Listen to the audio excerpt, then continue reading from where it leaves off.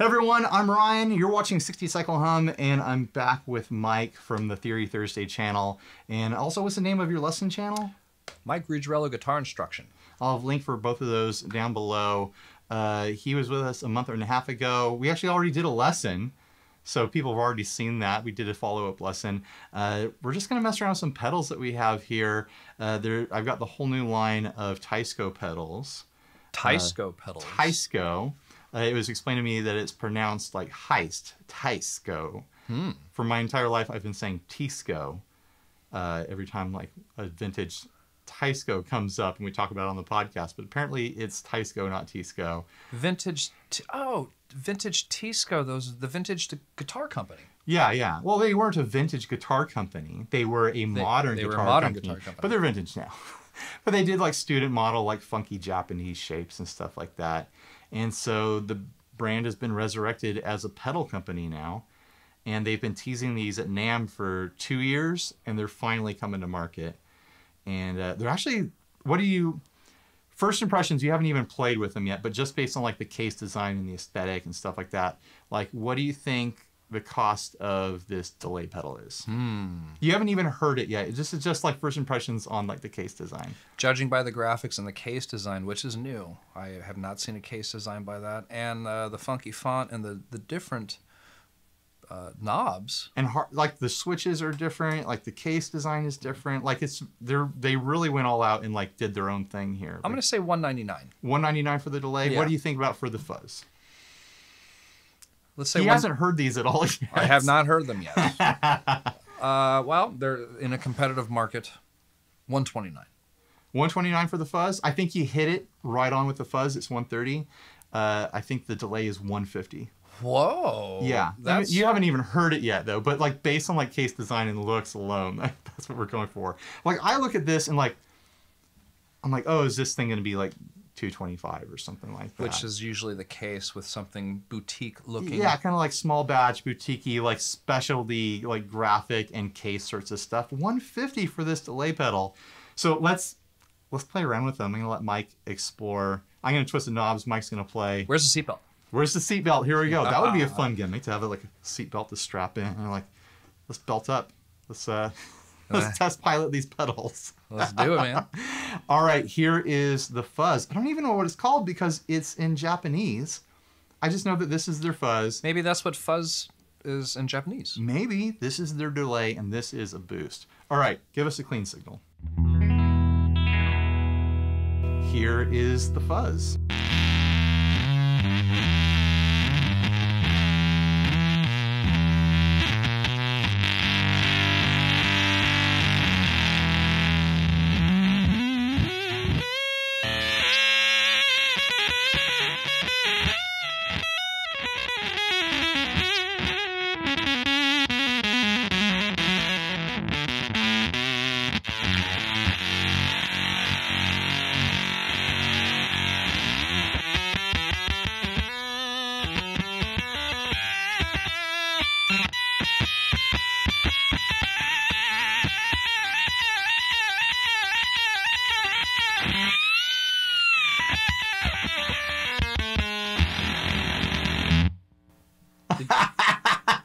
What was that, like a 6.8 on the Richter scale? That was ridiculous. What do you...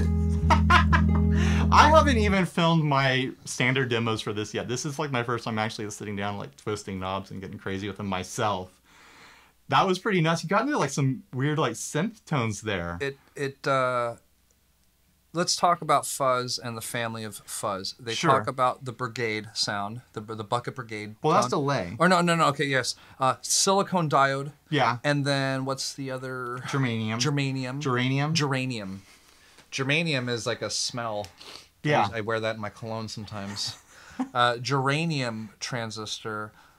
I think there's 4 types. I'm sure there's a lot of different ways to make fuzz. I'm not a circuit designer. I don't know. But we can usually tell by that snarly tone. I mean, this isn't...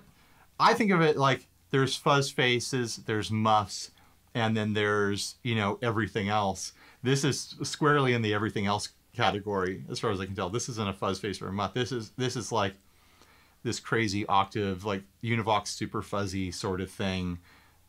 octavey, like nasty gated fuzz. The gate's cool because you hear the spit. It starts going. It sounds. The thing I say about fuzz is like a really good fuzz sounds like it's breaking, and this sounds like it's breaking. It's pretty bold for them to go full weird. Should I try a popular rock riff, like something by Cream or something? Well, we don't want to get demonetized if YouTube. Oh yes. Well, that's actually if you sing. That won't happen. Yeah, we'll turn it back on. Like, try to find something. That's a little bit too gnarls, but.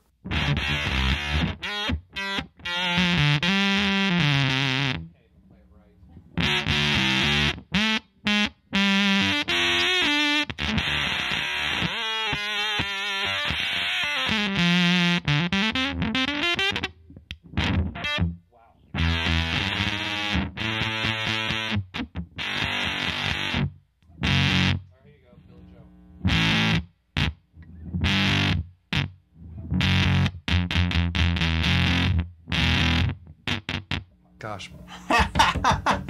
It's kind of doing the same thing the plasma pedal was doing last time you were over here.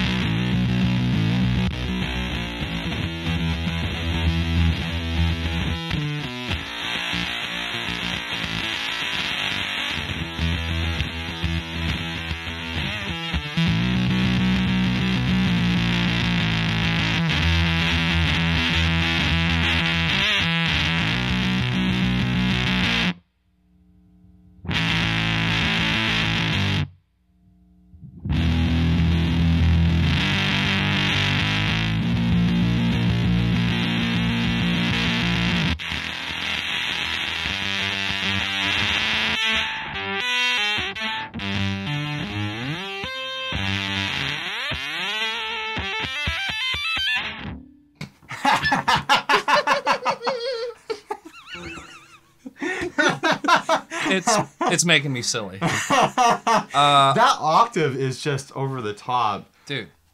It sounded pretty heavy and pretty beefy when I was messing around with the tone knob with like the heavy riffs with the octave off, but throwing that octave on just gets ridiculous quick. What a great fuzz. I don't collect many pedals, but the pedals that I do enjoy the most are delay pedals and fuzz pedals. And I'm going to go ahead and say, for the sake of this video, that I want one for my collection. I want one of these. Well, it's like $130. That's the best fuzz for $130. It's like, you know, entry-level mass-produced prices for like big brands through like Musician's Friend, Sweetwater, you know, like Reverb, whatever. That's not like boutique, like small batch stuff. Like that's just like, oh yeah, just, you know, oh, any fuzz, $130, why not? Like, and it's in this really cool case, and it sounds wild and weird. All right, let's check out the delay now. I've messed with this thing a little bit, and it gets in some freaky territory pretty quick. I'm gonna start us off with some pretty like standard sounds, or at least I'm going to try to. All right, go ahead and start playing.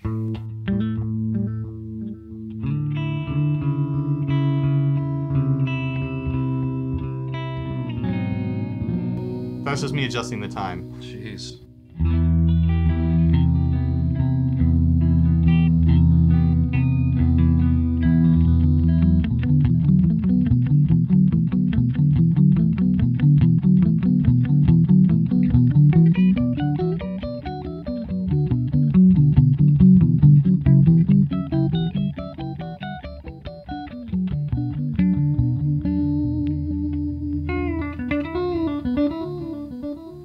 So those repeats are doing a little something different. Yeah.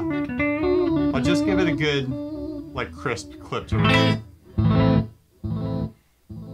I feel the repeats are really interesting. Like it says it's an analog delay.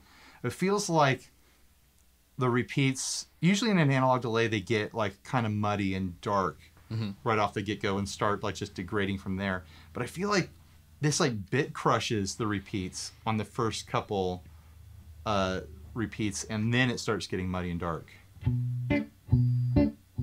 Like you hear that little bit of ring on the edge? Yeah, I do.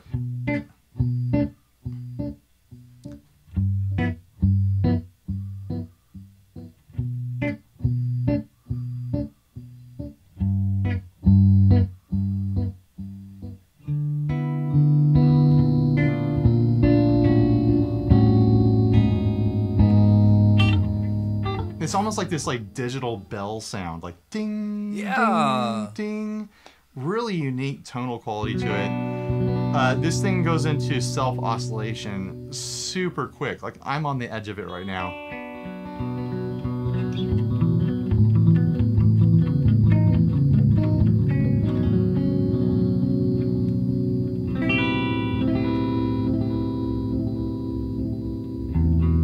Now it's not going to do it because I talked about it.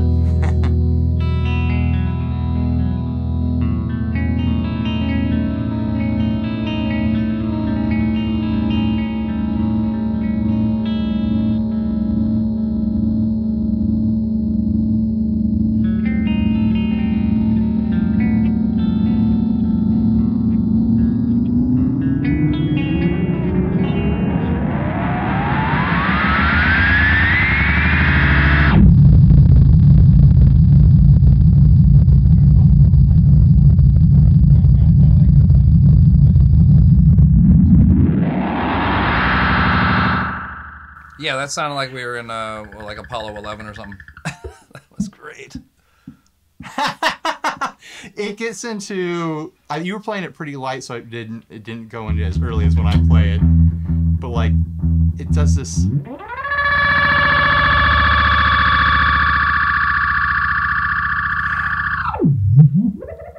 pretty wild self-oscillation takeoff. Try to dial it out. It just clicks and whistles at this point. It sounds like my stomach on a Saturday night out eating a carne asada burrito at 2:30 in the morning. So then we have a whole modulation section on here, right, which of course gets really wacky really quick.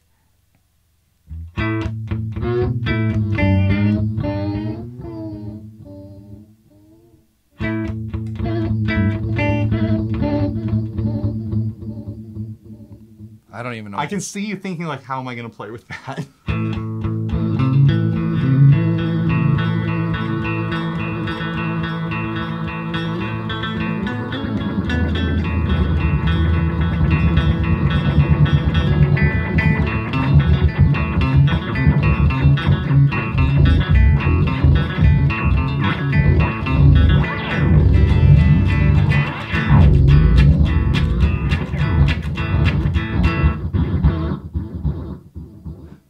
I liked where you were about 10 seconds ago.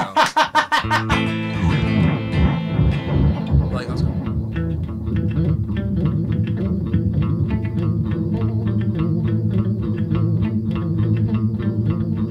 Yeah, that's fun. Let's throw the fuzz at it.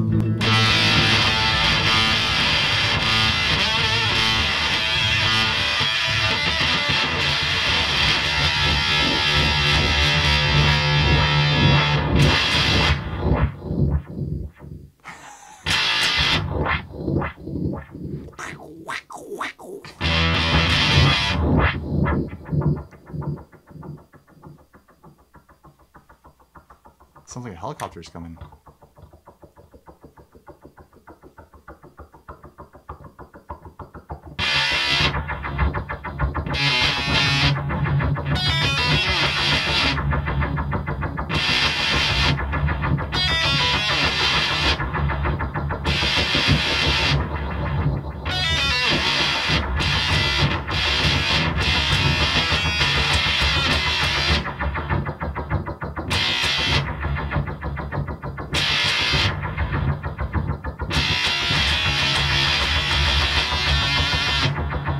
See, to me, that's valuable. Yeah, that's like I feel like that's like a Tom Morello thing happening right there.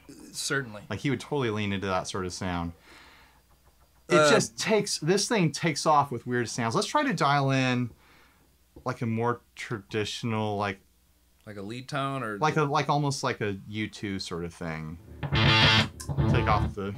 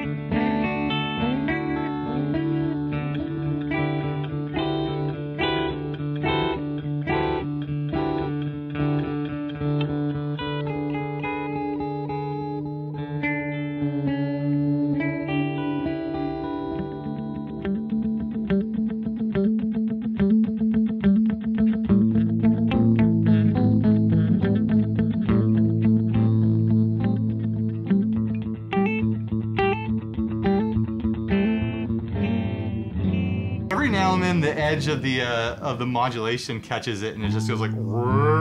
Yeah, I was trying to work something out. You know, the big full chords.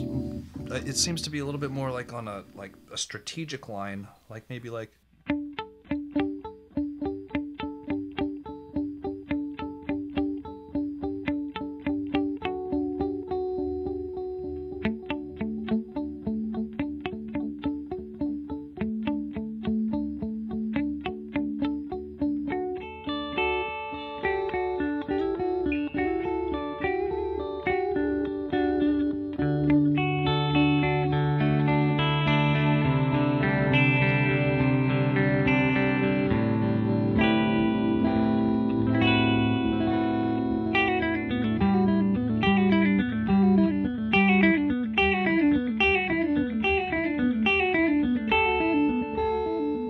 That's very cool in the idea of maybe second guitar parts and mini compositions and did you see I was using the delay with my totally. phrase, and that's where I enjoy myself. What do you think? Have you messed around with a lot of delay pedals? Like, love delay pedals a lot. Yes, absolutely. I feel like the tonality of it's really different. Like can't think of like another delay pedal I've had that has that weird like crispy like bit crushing sound on the repeats. Like it's pretty unique. I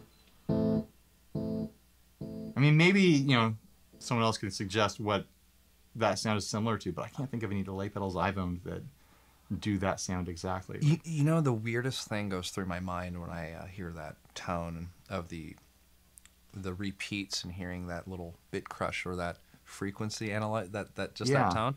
Every time when I was younger, when we had the Atari video game console, when you unplug the game cartridge from the console, you would hear this kind of just like a tone or there was a sound there. Yeah, totally. And this is bringing that back. Yeah, it's like me. That like 8-bit crush on it, Yeah, and it's, I mean, if you're looking for a unique delay pedal where you're like, oh, it needs to sound different, this would be one of the ones that would suffice.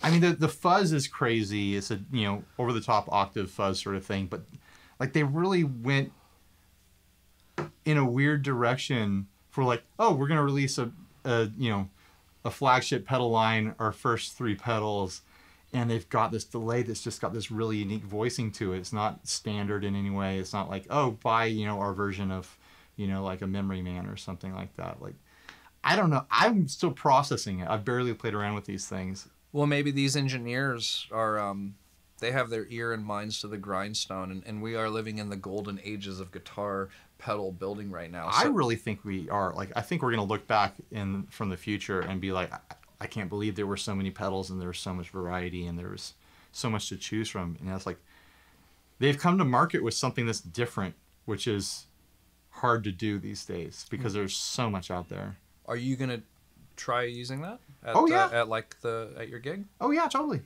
absolutely. Let's explore the boost now. It's got a couple settings on it. I was thinking we could just like crank it up and blow our ears out and like see what we can do to. I think I'm gonna switch it to just the Princeton. A little switcher down here.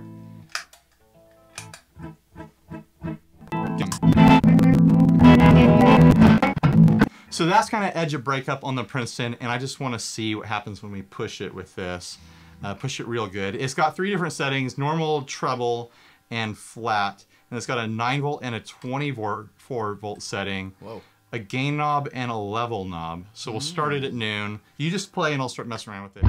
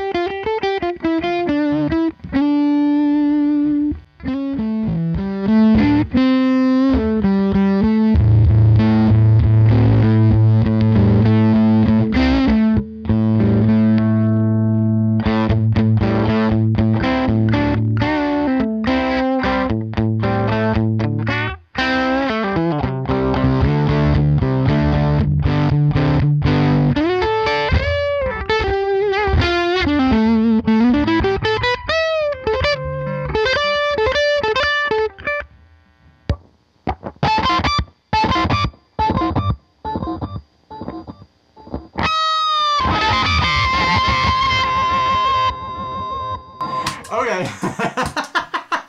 Very loud in here. That kicked my ass. That is a powerful boost pedal, Brian. It's very rare I ever push the Princeton into dirt like that. It sounded pretty good. I was digging it. Or maybe it was just because our skulls were vibrating a little bit and we're sitting right next to it. I went ahead and flicked it to our bridge pickup to really maximize our thrust on that. We'll have to see how it sounds in post, but I couldn't tell a huge difference between the normal and the treble boost, but dropping into that flat boost sounded huge on this. And I'm not quite sure, I mean, I still need to read the manuals on these things. I'm not quite sure what the gain control does, but I mean, obviously the level controls the amount of the output. What's it sound like at a unity volume with the gain all the way up? So here's off.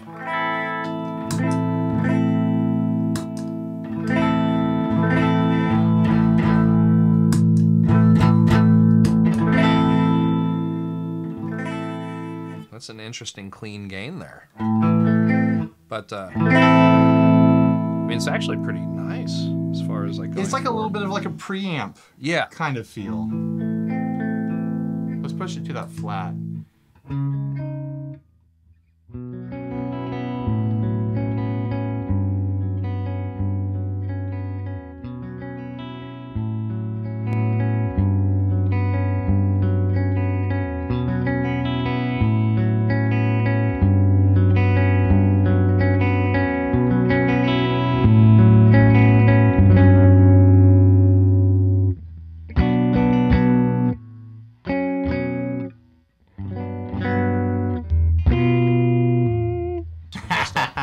That was my favorite wrong chord of the day.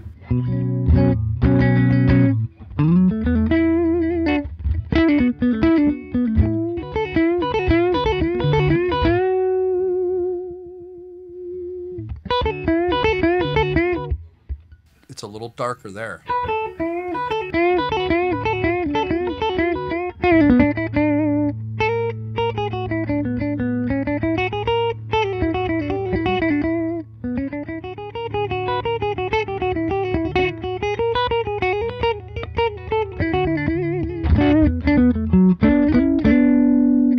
Yeah, it seems like there's some kind of preamp feel happening when you tweak the gain. Like you can max the gain to have a bit more of like a warmer preamp feel, or pull it back and push the level to have more of a crispy, like clean boost.